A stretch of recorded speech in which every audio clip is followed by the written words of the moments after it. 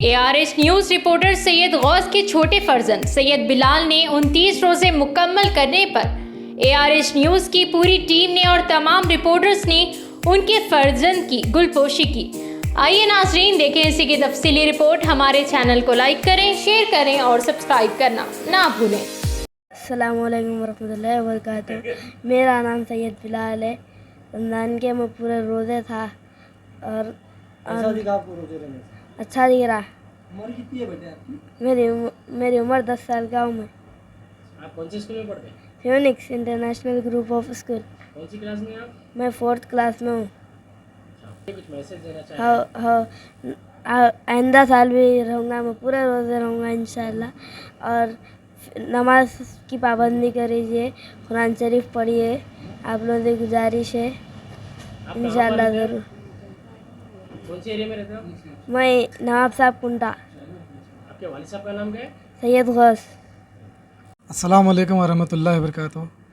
आज मेरे साथ ये जो मासूम बच्चा आप देख रहे हैं, ये जिनकी उम्र 9 से 10 साल है, जहाँ इस गर्मा के मौसम में नौजवान लोग जो है वो भी रोज़ा रहने के लिए सोच रहे हैं, घबरा रहे हैं, लेकिन इसी धूपकाले में ये मासूम बच्चा पूरे 30 रोज़े 29 रोज़े मुकम्मल कर चुका है।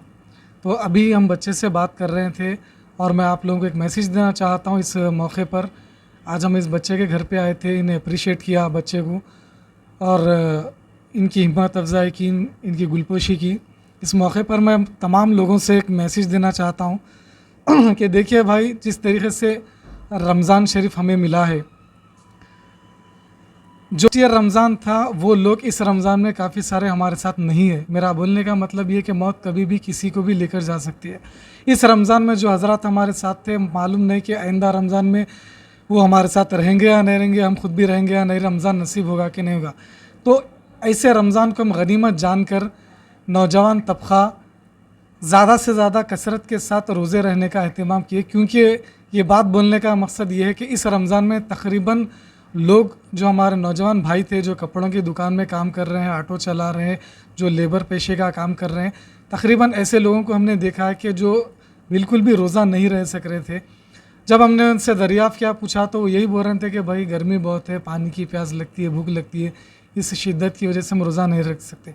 तो मेरे भाई, मेरा ये कहना है, मेरा नहीं बल्कि कुरान करीम का और अल्लाह का ये हुक्म है कि अगर हम इस गर्मी और भूख प्यास की शिद्दत को बर्दाश्त करके रोज़ा रखते हैं तो बरोज़ महशर हमें दोज़ख की जो आग है उससे बचना होगा, उससे बच जाएंगे। और यहाँ की छोटी सी गर्मी को हम बर्दाश्त नहीं कर सक रहे, तो वहाँ की आखिरत की गर्मी को किस तरीके से बर्दाश्त करेंगे। रहा काम, बेहतरीन रोटी रोज़ी का देने वाला अल्लाह है। आप अपने रोटी रोज़गार की फ़िक्र मत करिए। अगर आपको काम को चुनना है और रोज़े को चुनना है तो मैं कहूँगा कि आप रोज़े को चुन लीजिए। काम आपको खुद ब खुद मिलेगा, रोटी रोज़ी आपको खुद ब खुद मिलेगी।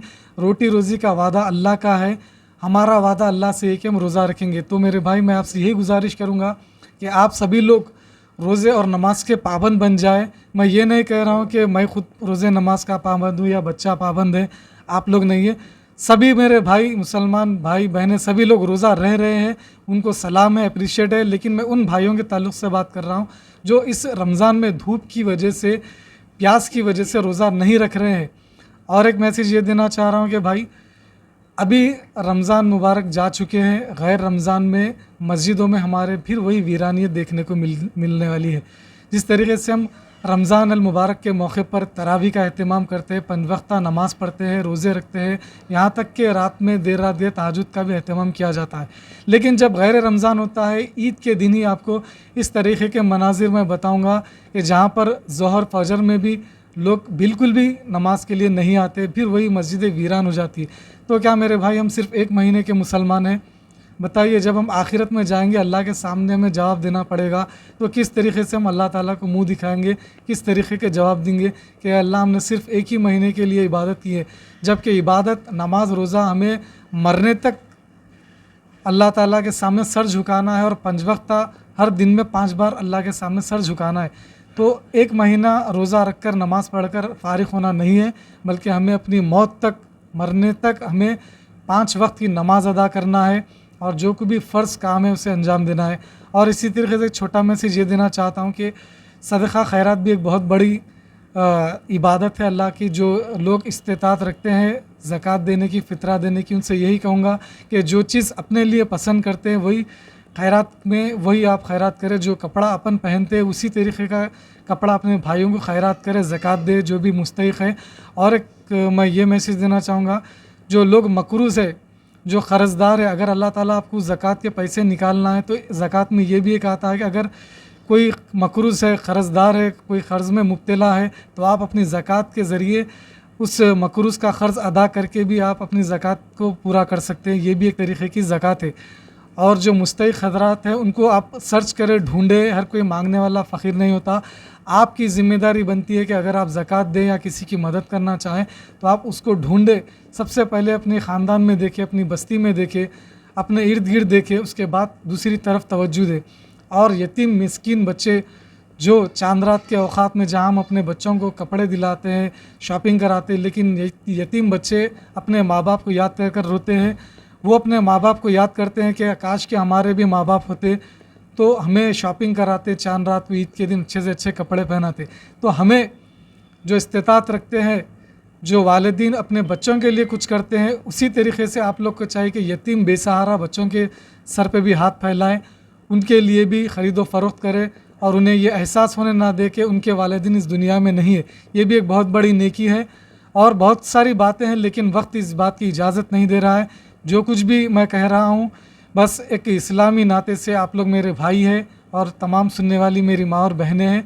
इन तमाम को आज इस चांद रात के मौके पर हमारे बिलाल जो 10 साल के, इन्होंने 30 रोज़े मुकम्मल किए, 29 रोज़े पूरे। इस मौके पर हमने यहाँ पे इनकी गुलपोशी की थी। इस मौके पर मैंने कुछ इस्लामी नाते से आपके भाई होने के नाते एक मैसेज दिया है, कबूल फरमाइए। अल्हम्दुलिल्लाह, अपने मुक़द्दस नाम की तरह हर दुल्हा दुल्हन की हयात नौ के आगाज का बावखार नाम HKGN फर्नीचर्स। जी हाँ, HKGN फर्नीचर्स NRIs कारनशीन फैमिलीज के लिए दीदाज़ेब, शानदार, शाहकार, मजबूत और पायदार, दिलकश और दिलनशी शादी के फर्नीचर का सबसे बड़ा शोरूम अब Shastripuram king colony main road के पुरसुकून माहौल में। पसंद फरमाइए आपकी शहजादी के लिए खूबसूरत जहेज का मुकम्मल फर्नीचर सिर्फ 29,999 रुपए में। जी हाँ, 29,999 रुपीज। जी हाँ, फख्रे हिंदुस्तान सदर मोहतरम बैरिस्टर असदुद्दीन अवैसी साहब के मकान के बिल्कुल करीब आपका अपना HKGN फर्नीचर्स। 9618650827। सहारा बने बेसहारों का। अल्लाह की रजा के लिए इस रमज़ान ज़कात और फितरा देने के लिए जुड़े SM इमदाद ट्रस्ट के साथ, जो कई सालों से शहर हैदराबाद की गरीब गुरबा आवाम की मदद करता आ रहा है। सहारा बने शहर की गरीब गुरबा आवाम का SM इमदाद ट्रस्ट के साथ, जो हजारों लोगों का कई सालों से पेट भरता आ रहा है। सवाबी जारिया के लिए ऑनलाइन पेमेंट या फिर बैंक अकाउंट ट्रांसफर कर SM इमदाद ट्रस्ट के साथ जुड़े और गरीब गुरबा आवाम का सहारा बने।